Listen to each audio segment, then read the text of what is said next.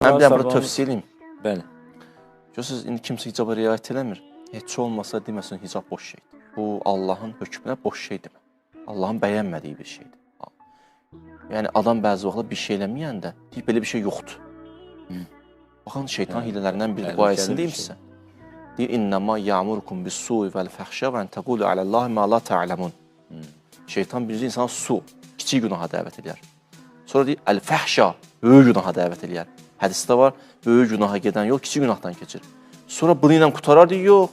En təqulu aləllahi ma la ta'lamun. Səni didizdirmək istəyər ki, dinən ki, bu günah deyil. Ora qədər. İnsanı çıxartmaq istəyir bəndəçilik libasından. İnsanı nəinki günah etdirmək istəyir şeytan. İstəyirsin ki, dinən bu günah deyil, boş şeydir. Kimdir buna deyir günah? Kim deyir səlam almaq olmaz? O da ticarətdir. Kim deyir namaz, ürəyin təmiz olsun. Kim deyir qiyamət, kim deyir hicab. Belə danışma. Məhz şeytan elə istəyir, bu da ora qədər gətirib çatırsın. Şeytan insana bunları didizdirmək istəyir. Sən müğayət ol. Xanım, indi hicaba riayət eləmirsə, demə boş şeydir də. Axı sən heç oxumamısan da niyə boş şey deyirsən?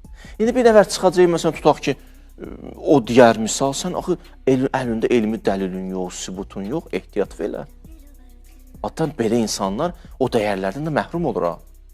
O birisi insanlar görürsən bir sonra nə olur? Doğrudan da elə görmüşük də həyatımızda. Bir dönəm sonra o ilahi buyruqları da əməl də eləyir. Bu məsələdə diqqətli olaq. Allah müvəffəq eləsin. Amin.